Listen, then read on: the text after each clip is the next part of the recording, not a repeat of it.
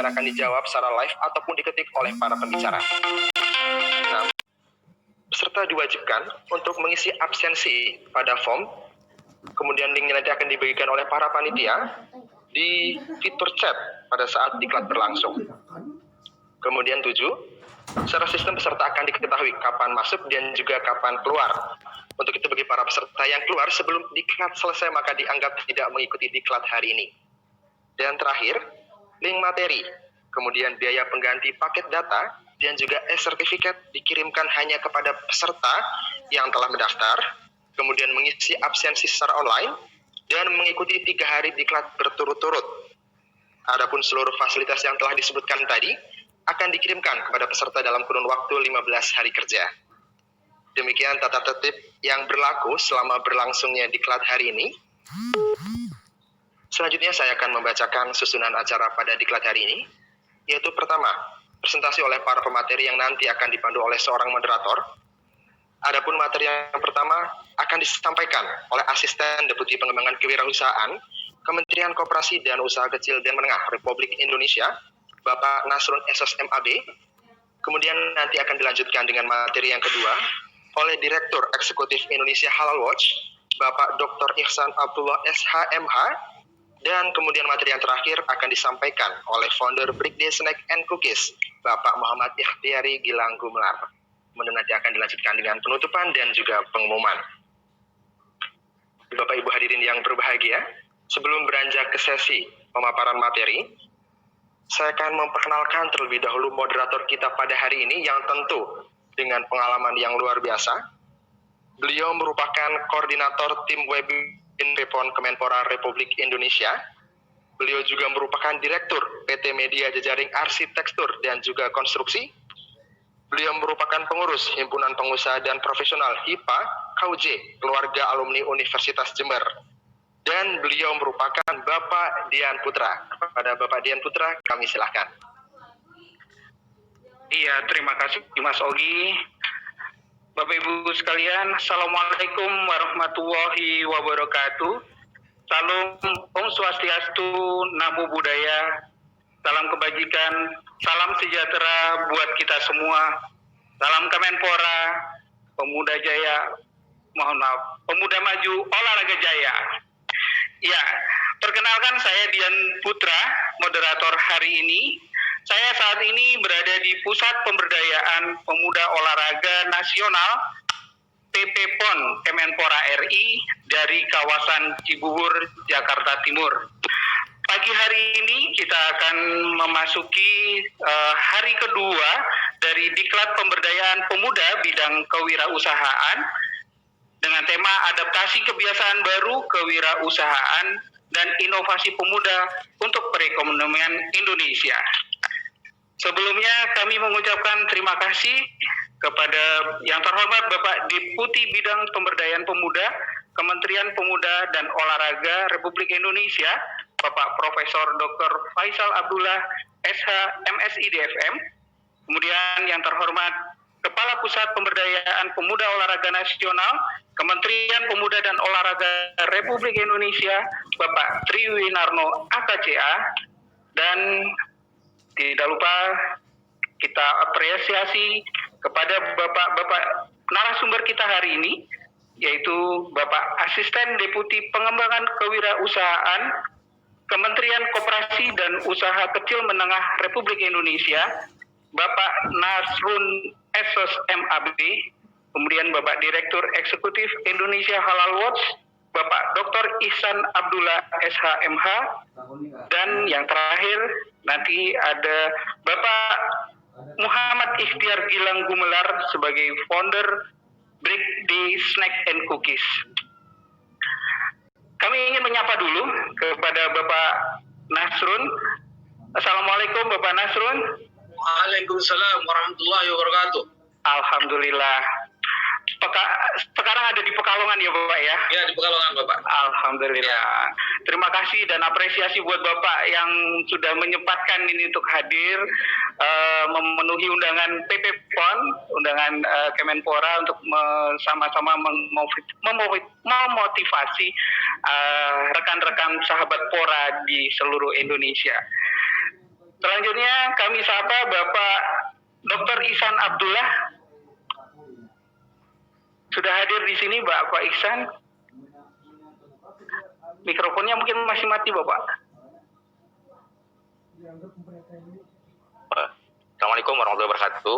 Waalaikumsalam warahmatullahi wabarakatuh. Selamat pagi semuanya. Selamat pagi Mas Dian. Selamat pagi. Pak Ya. Asdep dan asisten Asdep semua yang hadir, juga Deputi Kemenpora. Semoga acara ini memberikan keberkahan buat kita semua. Amin amin ya rabbal alamin. Ya, yang selanjutnya yang tidak kalah ganteng ini hari ini Mas Gilang, saya panggilnya Mas Gilang aja. Selamat pagi Mas Gilang. Selamat pagi Pak. Assalamualaikum warahmatullahi wabarakatuh. Waalaikumsalam warahmatullahi wabarakatuh. Siap untuk memberikan motivasi, inspirasi buat teman-teman sahabat Pora hari ini ya. Insya Allah Pak, sama-sama belajar. Ya, terima kasih. Baik, tentunya kita juga harus menyapa sahabat Pora semuanya dari Sabang sampai Merauke, dari Miangas sampai Pulau Rote. Semoga di diklat kedua ini semakin memberikan semangat dan motivasi untuk memulai usaha atau meningkatkan usaha, meningkatkan kreativitas dan juga karya-karya untuk masyarakat sekitar, keluarga, dan juga tentunya bangsa dan negara. Baik, tidak menunggu lama karena kita sudah pemateri sudah siap semua. Untuk itu kami mohon perkenan kepada Bapak Nasrun selaku Asisten Deputi Pengembangan Kewirausahaan Kementerian Koperasi dan UKM Republik Indonesia untuk menyampaikan presentasi dalam tema adaptasi kebiasaan baru, kewirausahaan dan inovasi pemuda untuk perekonomian Indonesia. Waktu dan tempat kami persilahkan Pak Nasrun. Baik. Ya.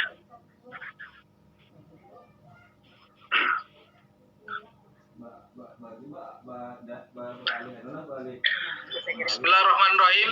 Assalamualaikum warahmatullahi wabarakatuh. Waalaikumsalam warahmatullahi wabarakatuh. Alhamdulillahirabbil alamin wa bihi nasta'in ala umuri dunya waddin. Wassalatu wassalamu ala asrofil anbiya'i wal mursalin wa ala alihi washabbihi wa barik wasallam. Rabbi shrah li sadri wa yassir li amri wahlul 'uqdatam min lisani yafqahu qawli. Selamat pagi menjelang siang, salam sejahtera untuk kita semua. Yang pertama yang saya hormati Bapak Profesor Dr. Faisal Abdullah, Deputi Pemberdayaan Pemuda. Juga ada Dr. Ihsan Abdullah dan juga ada Kepala Pemberdayaan Pemuda Pak Tri Winarno. Yang berikutnya tentu kita saya ucapkan saya sebutkan satu persatu ya, salam pemuda ya, salam sahabat Pora tadi ya, salam sahabat Pora. Perkenalkan kembali, saya Nasrun Syagian, saya orang Sumatera Utara, Bapak. Saat ini baru memang menjabat belum begitu lama di Asdep Pemberdayaan Asdep Pengembangan Kewirausahaan Kementerian Koperasi dan UMKM. Ini menarik, hari ini kita dipertemukan di dunia cloud ya, karena memang kita saat ini dengan mungkin kehendak Allah, qadarullah begini, kita ada wabah COVID, sehingga kita tidak bisa klasikal ya, dalam pelatihan klasikal, yakni di dalam ruangan yang kita sebut pelatihan konvensional. Hari ini kita melalui webinar, alhamdulillah. Adapun materinya adaptasi kebiasaan baru, ini tentu sesuai dengan sunnatullah kalau menurut kami. Kenapa? Yang beradaptasi memang yang tetap eksis ya. Kalau tidak mampu beradaptasi dengan dunia sekarang seperti saat ini, tentu akan secara alamiah akan terkoreksi secara alam gitu ya. Sehingga pemuda, ini bicara kita pemuda, inovasi pemuda, tentu saat ini pemuda-pemuda kita yang kita sebut milenial gitu ya, sudah luar biasa dibanding mungkin saya pemuda waktu masa saya gitu ya, belum begitu mengenal teknologi digital. Saat ini pemuda-pemuda kita luar biasa, sehingga bagaimana peranan pemuda yang kita kalau di undangan itu saya lihat itu 16 sampai 30 tahun yang kita, artinya inilah yang menjadi penerus tongkat estafet kepemimpinan bangsa ini, ataupun yang memegang peranan perekonomian nanti ke depan.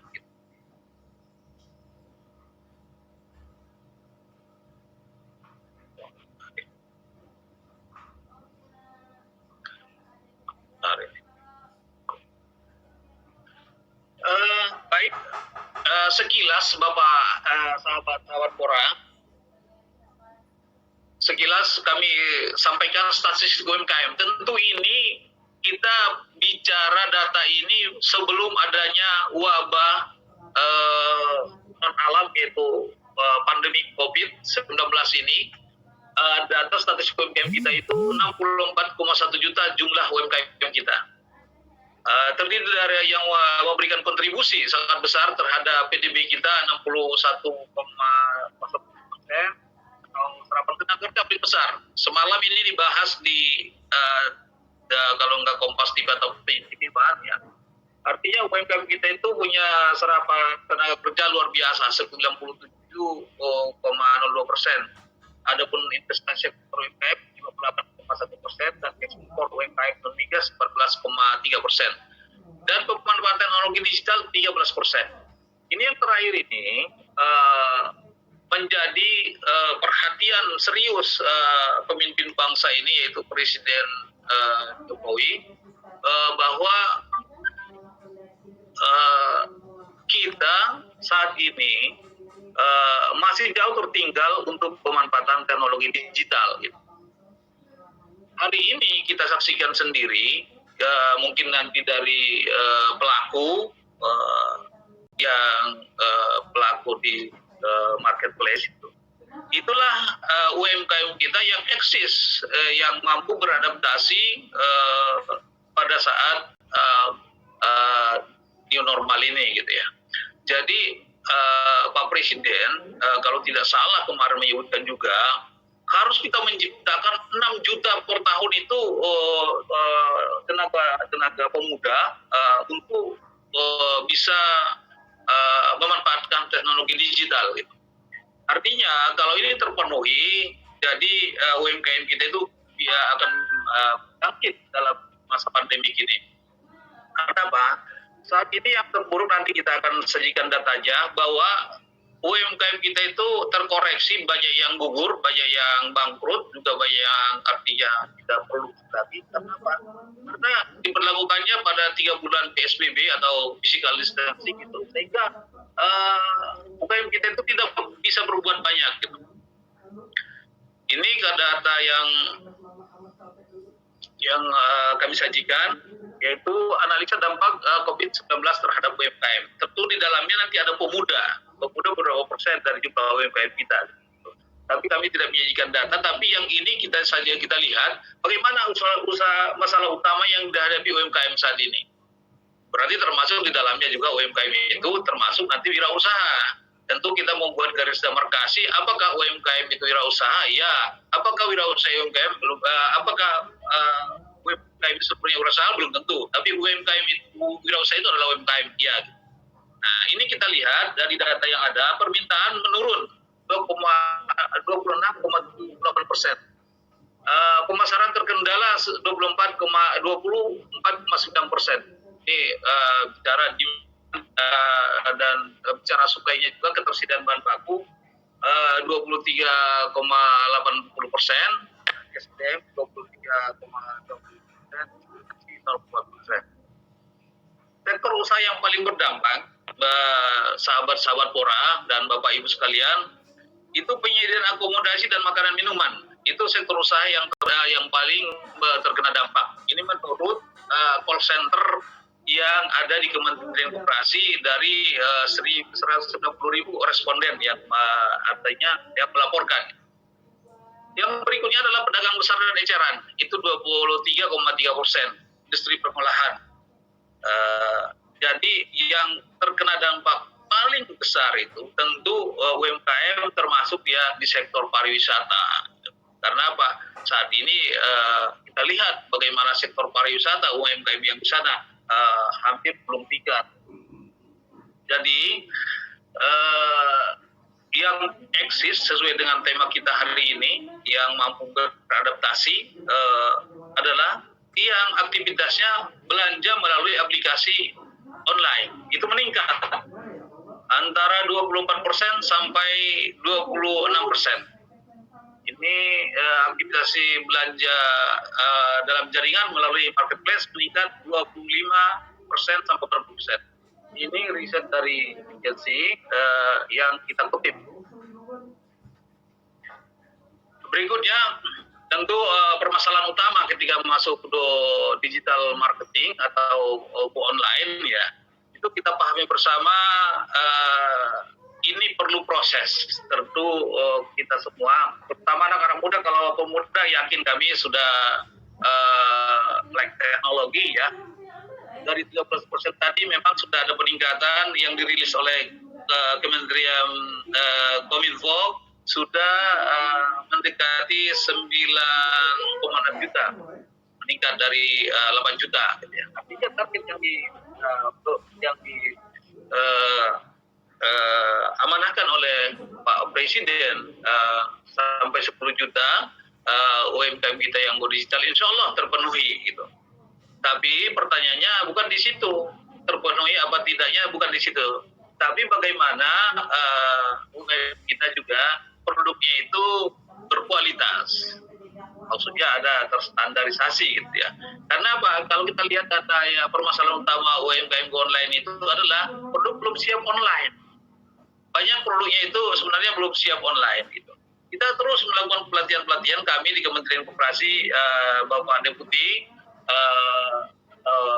sahabat-sahabat Pora sekalian, kami dengan kebijakan oleh Pak Menteri, seluruh pelatihan, apapun namanya pelatihan di kami itu, ada pelatihan perkoperasian, ada pelatihan dia SKKNI, standarisasi, ada pelatihan vokasi, ada pelatihan kewirausahaan, semuanya itu harus mata pelajarannya itu memuat standarisasi UMKM. Artinya UMKM kita itu harus memang go digital. Di antaranya yang utama ada dua di antara yang harus kita lakukan digitalisasi. Biarpun ada yang lain, tapi yang dua itu prioritas. Apa itu? Yang pertama tentu bidang keuangannya itu, laporan keuangannya itu harus digitalisasi. Tidak ada lagi pencatatan yang manual.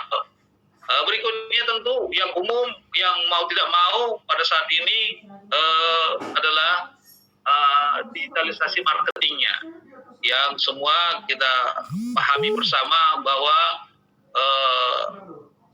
yang eksis itu adalah yang masuk ke dunia marketplace ya, baik dia beli-beli, Bukalapak, apapun namanya, Lazada, Shopee, segala macam. Kami sudah membangun kerjasama bapak-bapak dan ibu. Tentu kerjasama ini terus harus dibina terus dengan marketplace yang ada. Kalau kita lihat di sini juga permasalahan utama, kadang-kadang setelah ada di masuk ke dunia digital, marketplace itu tidak dapat dihubungi. Nanti mungkin bisa penjelasan nanti dari kawan-kawan dari startup atau pelaku, apakah iya benar gitu ya. Ini berdasarkan yang kami lakukan survei. Gitu. Berikutnya, tentu Kementerian Koperasi dan UKM melihat mengatasi, tentu ada tahap-tahapan yang kami lakukan. Ini mungkin secara nasional, regulasi yang ada, kebijakan yang ada masa pandemik ini ada 3 new normal dan berkelanjutan. Yang pertama, masa pandemik tentu fase untuk UMKM kita. Ada yang bertahan, tentu kita harus berikan insentif pajak. Ada yang menurun, tentu relaksasi dan restrukturisasi kreditnya, perluasan dan pembiayaan, digitalisasi dan off-taker gitu ya.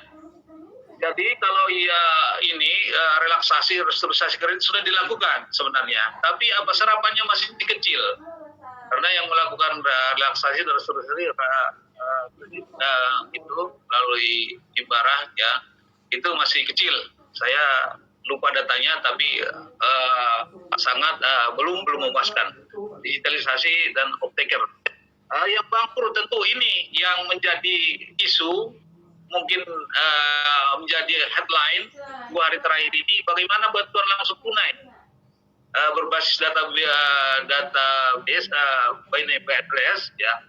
Ini bantuan langsung tunai seperti yang kita dengar di media massa atau di itu diarahkan untuk yang terkena PHK ataupun UMKM yang memang dia masih mikro atau ultra mikro dan kecil.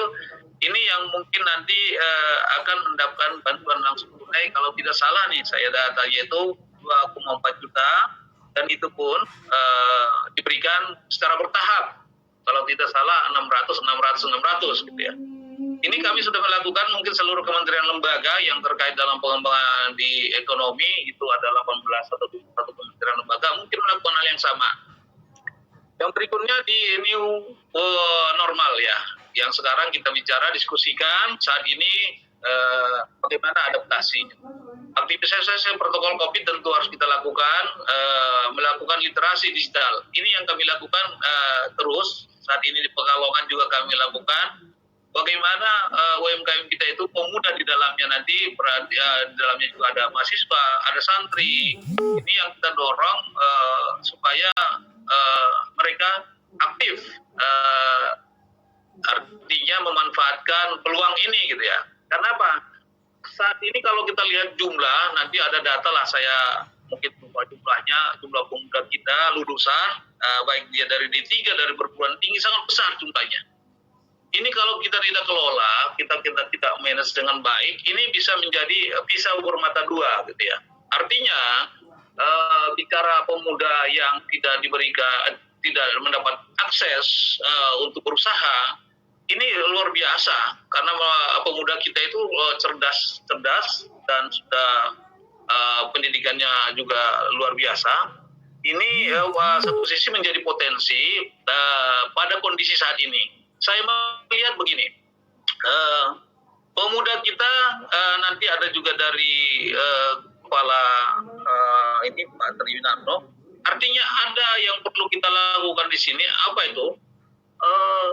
Saya melihat potensinya itu saat ini sektor yang relatif itu survival ya, relatif itu stabil, itu sektor yang ada di pedesaan. Yakni ya sektor perikanan, pertanian, kehutanan, ya perkebunan. Ini sektor ini relatif, dia memang kena dampak, tapi tidak luar biasa seperti yang ada di perkotaan terhadap UMKM ataupun terhadap yang usaha besar pun sekalipun. Bagaimana kita lihat 2 minggu atau 3 minggu yang lalu saya mengikuti begini dengan Apindo, Asosiasi Pengusaha Indonesia. Yang saya tangkap pada saat itu dari ketuanya menyampaikan kemungkinan ini kuartal keberapa nih, kuartal ketiga ya atau semester 2 ini itu akan ada pemutusan hubungan kerja yang besar gitu ya. Mudah-mudahan tidak terjadi. Nauzubillah gitu. Artinya apa? Kalau ini pengangguran semakin besar, PHK, tentu apa? Persaingan itu kompetitor di lapangan itu sebagai untuk berusaha juga persaingannya sangat ketat. Kenapa? Sektor yang bisa kita kelola pada kondisi saat ini adalah sektor memang sektor UMKM gitu ya. Baik dia jasa perdagangan segala macam gitu ya. Karena apa? Semua sudah artinya dengan kondisi saat ini masih belum ada vaksin ditemukan, orang masih khawatir keluar rumah, ada physical distancing segala macam. Ini menghambat, secara alamiah menghambat. Orang berusaha juga terhambat. Ya. Sehingga apa? Ini yang harus kita carikan alternatif solusi. Pemerintah tentu sudah berupaya dengan berbagai kebijakan antara lain untuk BLT, ya, dan juga untuk relaksasi, dan juga untuk insentif pajak. Ini sudah dilakukan. Kami Kementerian Koperasi dan UKM ada rencana aksi ataupun program afirmatif aksi berpihakan terhadap UMKM. Di dalamnya juga pemuda tentu. kita pisahkan di dalamnya juga pemuda, itu kami menyediakan sebenarnya ada anggaran yang cukup besar, sekitar 2,8 triliun ya. 1,8 triliun itu yang eksis tambah 1 triliun itu ada di lembaga pengelola dana bergulir di Kementerian Koperasi dan UKM. Tapi kebijakan oleh Menteri kami Pak Teten, jadi agar pelaku UMKM ini bisa dikoordinir, didampingi, dan bisa dipantau, itu harus lewat jalur koperasi. Makanya kami harapkan pemuda yang saat hari di sini, ya kalau tidak, paling tidak bisa membuat kelompok-kelompok atau nanti syukur-syukur bisa berkoperasi, itu lebih gampang mengakses kalau bicara masalah permodalan. Kementerian Koperasi saat ini baru 23%, kalau tidak salah kemarin dirilis realisasi daripada 1 triliun yang tambahan untuk percepatan pemulihan ekonomi nasional tersebut gitu ya. Kalau digabungkan 2,8 triliun, ini luar biasa dananya tersedia tapi tidak terserap. Gitu. Artinya berarti ada something wrong di sini, ada sesuatu masalah sehingga kita melihat kalau ada pemuda yang punya potensi di misalkan mahasiswa yang akan lulus atau pun yang lain, ini bisa membentuk wadah koperasi yang bisa mengakses nanti dana-dana tersebut untuk permodalan anggotanya tentunya. Nah, Kementerian Koperasi tidak melayani perorangan. Karena apa? Ini kesulitan. Nanti di kemudian hari ada yang migrasi atau yang berpindah ataupun ada yang kemana, itu susah memantau. Tapi kalau dia dengan koperasi, kita bicara dengan badan hukumnya, gitu ya, sehingga penyalurannya bisa terpantau.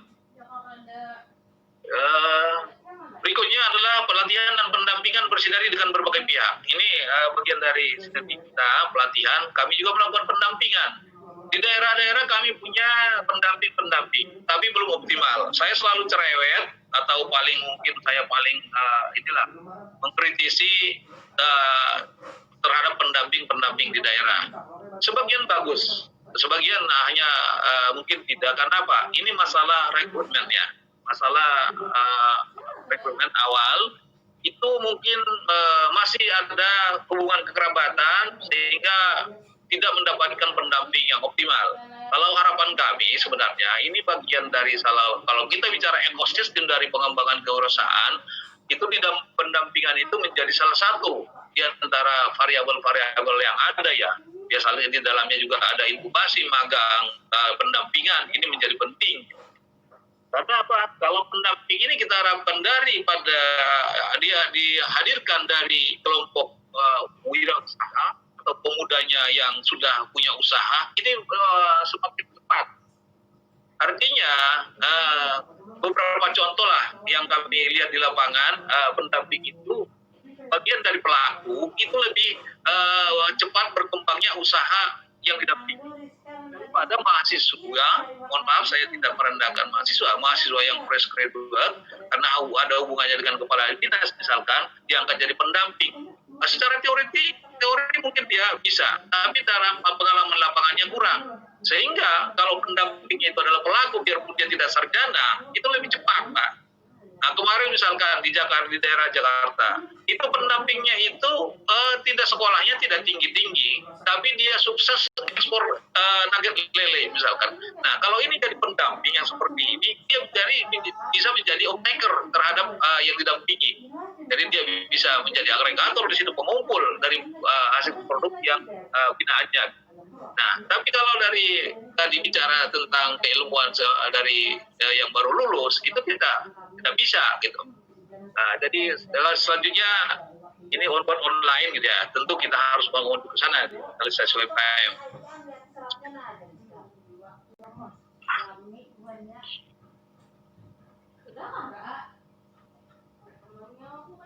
Selanjutnya penguatan literasi digitalisasi UMKM.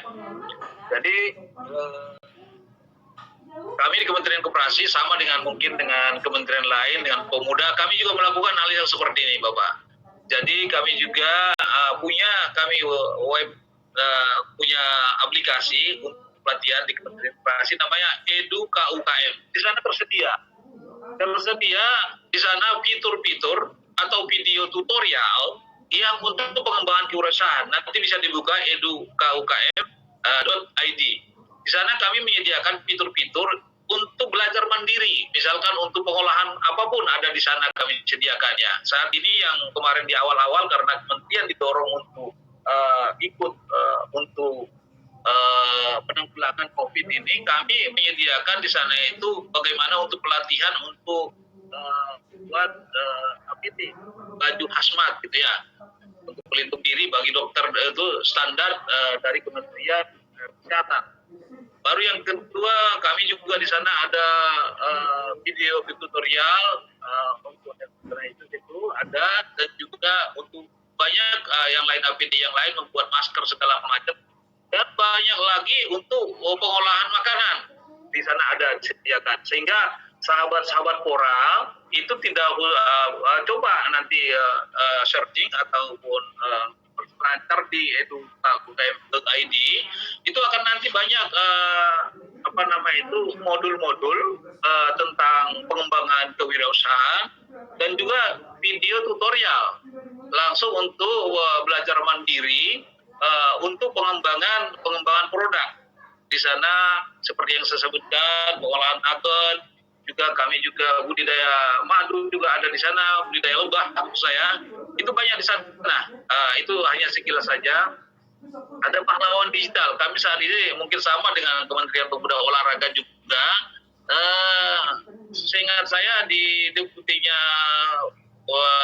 di asistennya Pak Imam Gunawan itu ada pemilihan wirausaha juga di sana. Kami mungkin agak berbeda namanya pahlawan digital.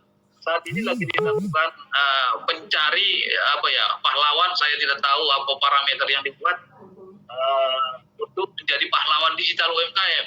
Bisa mungkin nanti para anak-anak muda pelaku startup itu bisa daftar di sini nanti. Ini nanti yang menjadi menjadi ataupun penentunya tentu orang-orang yang punya kompetensi di bidangnya. Antara lain ini menjadi jurinya itu adalah Putri Tanjung nanti di dalamnya satu gitu. Yang berikutnya adalah mengembangkan produk UMKM melalui komunitas aplikasi lokal. Kalau menteri kami menyebutkan ya kita pasar gotong royong Indonesia Creative Store gitu ya. Jadi ada juga digitalisasi UMKM kakak asuh. Kami kemarin kerjasama dengan Lazada menjadi sebagai kakak asuh untuk UMKM. Ini ada katalog digital, baru dukungan promosi pemasaran. Ya kami juga punya hub ya, e-commerce itu. Dan juga kami juga punya lembaga konsultasi klinik bisnis. Kalau Bapak pernah lihat ada Aryono, di situ ada itu Smesco, namanya gedung Smesco. Di sana tersedia pusat konsultasi bisnis yang Center of Excellence gitu ya, yang bisa membantu sahabat-sahabat Pora untuk pengembangan usaha gitu ya, baik dia untuk ekspor, baik dia untuk sampai trading house gitu ya, karena mungkin belum sampai bisa ekspor tapi lewat trading house gitu ya. Artinya ini sudah ada semua sarana infrastruktur yang dibangun oleh pemerintah. Tinggal bagaimana sahabat-sahabat Pora, sahabat teman-teman yang lagi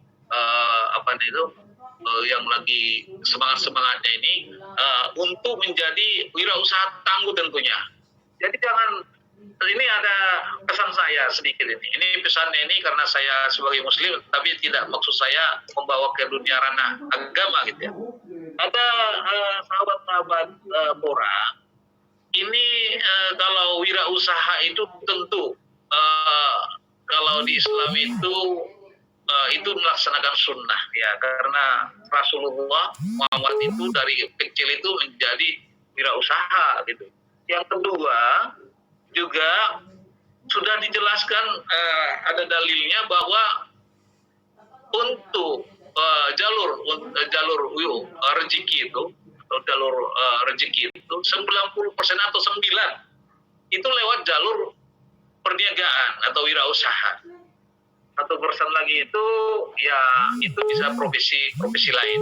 Artinya jadi untuk menjadi sahabat Pora itu tanamkan dari awal, tanamkan bahwa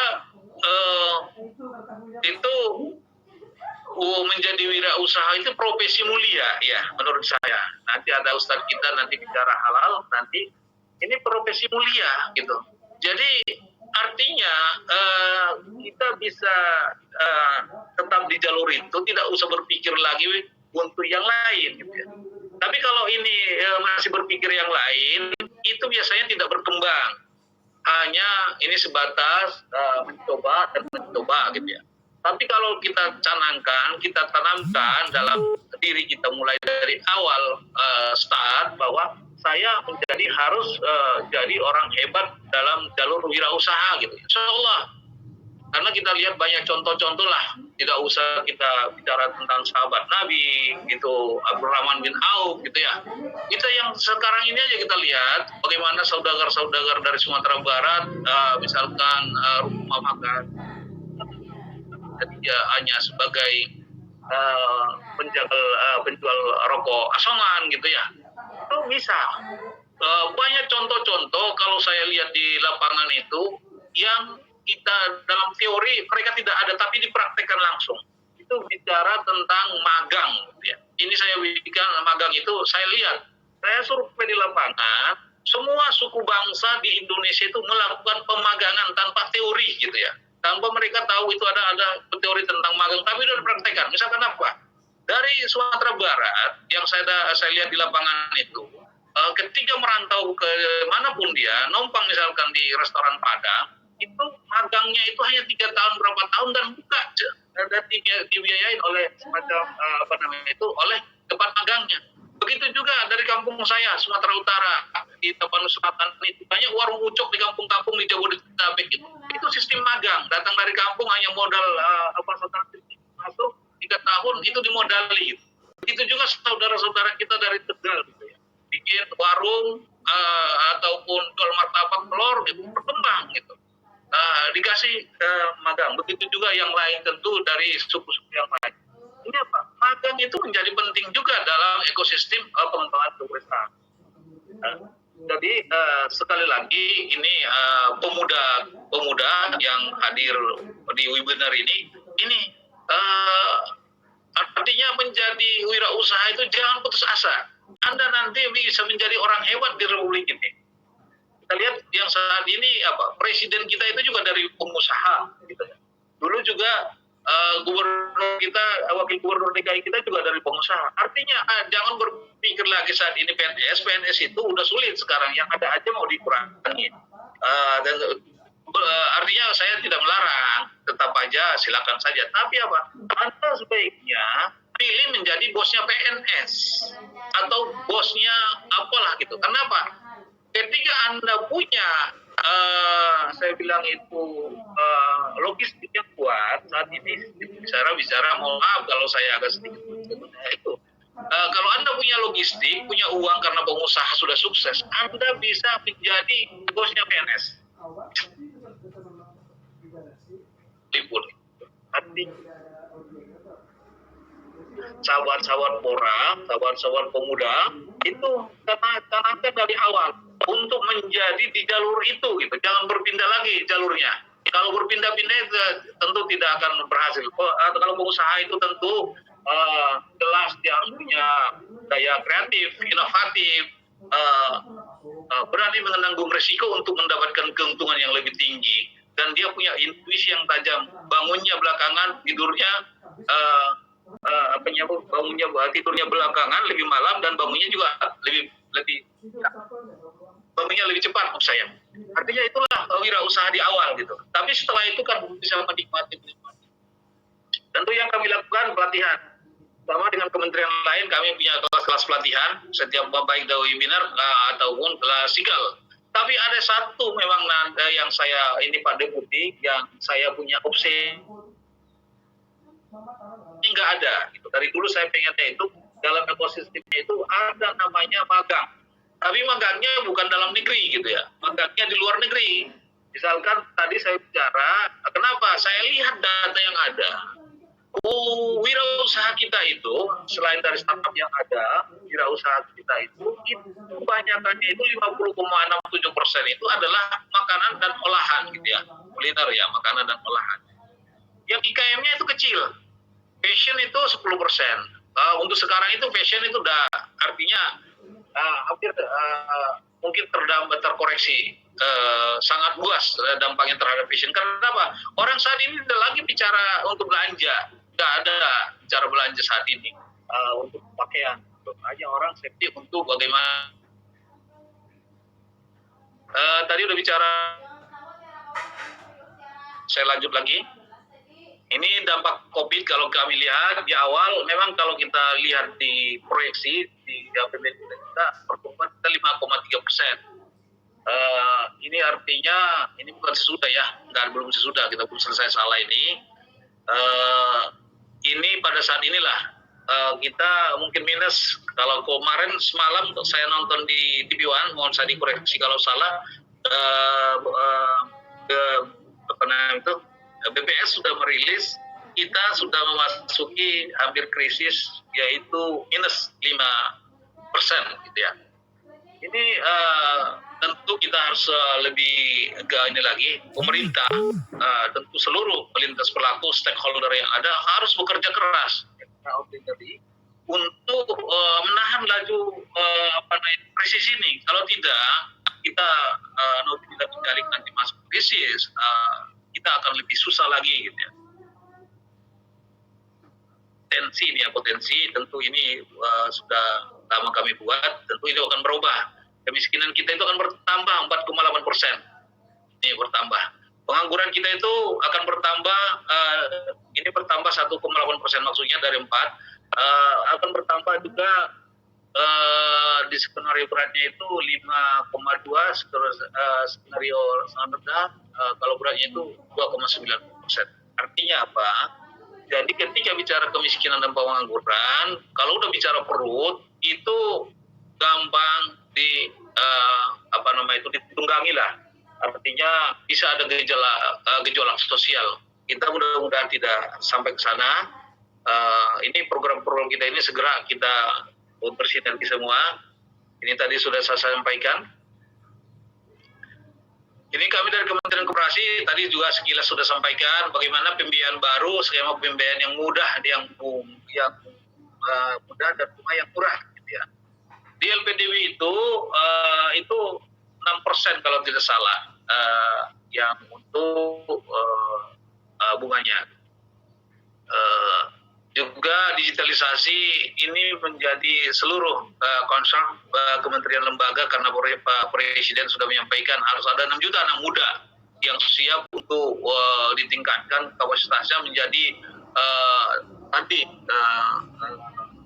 untuk digitalisasi, artinya pelaku startup lah kalau kita bisa, ataupun main di dunia marketplace gitu ya. Jadi kalau mungkin ini kalau kita lihat yang sudah on board UMKM online adalah ke WM Hub, ada layanan UKM di LKPP, itu ada e-katalog, mungkin di sana ada digitalisasi koperasi, belanja di warung tetangga. Ini program mungkin kami dari Kementerian Koperasi, Pak Menteri itu waktu awal-awal pandemi ini mendorong memang warung itu belanja di warung tetangga. Karena apa? Warung-warung kita itu, tetangga-tetangga kita itu yang nanti kalau kita meninggal yang akan menguburkan kita itu jangan ingatnya pada saat kita nanti susah. Tapi kalau saat sekarang itu kita juga harus belanja di warung tetangga. Artinya pada warung-warung itu sebelumnya belum mengenal namanya digital. Smartphone mereka itu atau HP-nya itu belum dimanfaatkan untuk untuk memasarkan produknya. Baik dia yang paling sederhana lah. Tataran awal untuk masuk digitalisasi ya di level media sosial. Ada di WhatsApp bisnis, ada sekarang bisa menampilkan fitur-fitur untuk pemasaran, baik nanti di Facebook, yang lain bisa juga membuat memasarkan produk. Artinya kalau itu sudah dilakukan, sebenarnya pedagang-pedagang kita itu juga sudah masuk ke dunia digital, tapi paling bawah gitu.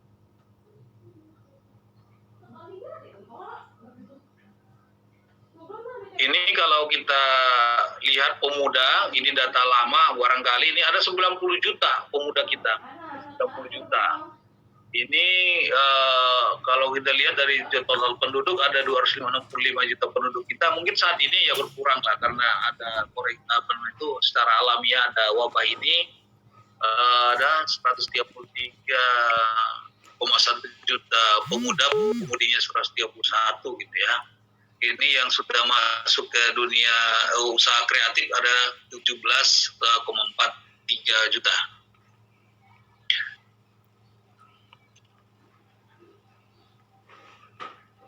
Ini yang sudah menggunakan internet itu kira-kira 64,8%, terdiri daripada pemudinya 48, pemudanya 51%. Ini saya cepatin saja, mungkin barangkali bapak-bapak, sahabat-sahabat Pora, ini fokus prioritas Kementerian Koperasi dan UMKM. Pertama tentu pariwisata ini menjadi fokus prioritas kami, tapi karena ini menjadi terkena dampak yang luar biasa, hari ini 3 bulan 4 bulan ini luar biasa kena dampak di pariwisata, termasuk UMKM di sana, tentu di dalamnya juga bisa ada pemuda. Karena di sana kan kalau kita bicara pariwisata ada tour guide juga di sana segala macam, di dalamnya pemuda biasanya homestay, oleh-oleh itu semua merasakan dampak yang luar biasa. Hampir mungkin sebagian besar kalau ini tidak didorong lagi tumbuh akan bangkrut, tutup. Ini kami punya butuh dekor, barang seni, manik ini juga sama nasibnya. Ini di awal-awal ini sangat kena karena ada physical distancing, juga bisa makan sembarang di ruang terbuka, memang dilarang. Yang kuliner ini sini meningkat kalau yang online gitu ya, karena artinya ada di situ ada peluang juga. Ada juga kami juga pelatihan untuk packaging, standarisasi itu juga ada packaging juga kami lakukan pelatihan. Nah yang berikutnya ada fashion, ada busana muslim di dalamnya, ada batik, ada busana tradisional. Ini untuk saat ini tadi saya sampaikan itu hampir tidak udah kena dampak yang luar biasa, karena orang saat ini tidak bicara pikirin lagi untuk fashion pakaian segala macam. Orang lebih nyaman untuk safety di rumah, kalau ada uang yang cash itu atau yang tersedia lah, apa biar apa bentuk tabungan ataupun bentuk apa, tapi orang lebih berhati-hati untuk menggunakan uangnya saat ini. Industri dan jasa digital saat ini melonjak tinggi ya. Kalau perkiraannya itu ada 40% kenaikannya memanfaatkan digital kreatif tentu di dalam. Nah ini yang saya bilang tadi, ini pemuda Pora dimanapun berada, dari Sabang sampai Merauke, dari Miangas sampai Rote, kata tadi moderator, ini sektor-sektor ini yang relatif menurut survei kami, relatif dia dampaknya ada, tapi tidak terlalu besar. Mungkin kira-kira ya kena 15% atau 20% dia. Kenapa? Ini kita di perikanan, tentu perikanan itu akan di pinggir ya, ada di pedesaan ataupun dia di pinggir kota gitu. Hingga dia relatif tidak kena wabah, masih bisa tetap berusaha, tetap budidaya, dan dibutuhkan masyarakat setiap hari. Jadi hasil perikanan itu dibutuhkan oleh masyarakat setiap hari karena kebutuhan gitu. Jadi dia tetap stabil. Baru yang berikutnya tentang pertanian perkebunan. Ini pertanian juga sama, karena sektor ini di rata-rata itu adanya di pedesaan, dia relatif stabil dan dibutuhkan. Dan saat ini startup yang sudah ada untuk pertanian, ada tani hub, ada sayur box gitu ya. Artinya ini bisa juga dihubungkan, nggak usah khawatir. Mungkin apalagi anak-anak muda yang sekarang ini sudah menguasai teknologi IT, sudah bisa membuat startup baru mungkin di sini. Kalau hasil pertaniannya tidak perlu lagi lewat pengepul, karena mata rantainya, pemasarannya panjang, itu tidak mendapat nilai tambah. Tapi dengan adanya misalkan startup untuk pertanian, perkebunan atau perikanan ini, gitu, itu tampaknya dapat oleh para pengusahanya ataupun para petaninya. Gitu. Ini yang kita dorong kerjasama seperti ini dengan marketplace ataupun platform marketplace yang ada. Kami sudah membuka ruang kerjasama dengan Taniap tadi, Sandbox gitu. Kita untuk yang 3 sektor ini yang kita dorong saat ini bagaimana Pak Presiden juga mengarahkan bagaimana koperasi supaya hadir untuk koperasi produksi bidang pertanian, bidang perikanan, peternakan agar ada pertumbuhan ekonomi baru di sana.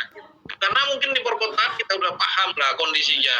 Bagaimana perusahaan-perusahaan mem-PHK, bagaimana juga kita tidak bisa kerja optimal di perkotaan. Kantor kita 50% boleh ke kantor. Tapi kalau sektor ini kita garap dalam kondisi seperti ini, pemuda yang ada dimanapun di Sabang-Sabang, ayo kita lihat pasarnya ada, nggak usah khawatir. Nanti yang sebagai saya informasikan tadi itu ada Taniap, ada sayur box untuk perikanan peternakan gitu ya. Ini bisa nanti untuk perkebunan juga, apalagi perkebunan sekarang ini kalau kita sabar untuk pemuda di daerah-daerah ada nanti coba deh ke Kementerian Kehutanan Lingkungan Hidup ada di sana perhutanan sosial yang bisa digarap yang diberikan kepada masyarakat yang masa pakainya 3 potensi untuk dilakukan kewirausahaan sosial di sana yang bisa digarap, apakah dia nanam kopi atau dia nanam tanam buah itu buah porang ataupun komoditas lain. Ini artinya apa? Pemerintah itu sudah hadir di masyarakat kita, di tengah-tengah masyarakat kita pada saat ini sudah dibuat ruang-ruang untuk bangkit. Ayo kita bangkit dengan fasilitas yang disediakan oleh pemerintah. Permodalan sudah ada, lembaga-lembaga permodalan. Saya yakin yang untuk skala kecil ada di PNM, yang untuk ibu-ibu mekar, ada ultramikro di PIP, ada kredit mikro, ada dari PDB dari Kementerian Koperasi, ada wirausaha pemula dari Kementerian Koperasi yang kita kasihkan 10 juta untuk satu orang. Kalau kami di Kementerian Koperasi ada program, memang anggarannya kecil sekarang, itu 10 juta sampai 13 juta itu untuk wirausaha baru yang untuk naik kelas, artinya wirausaha baru sudah berkembang, itu kami dorong untuk dia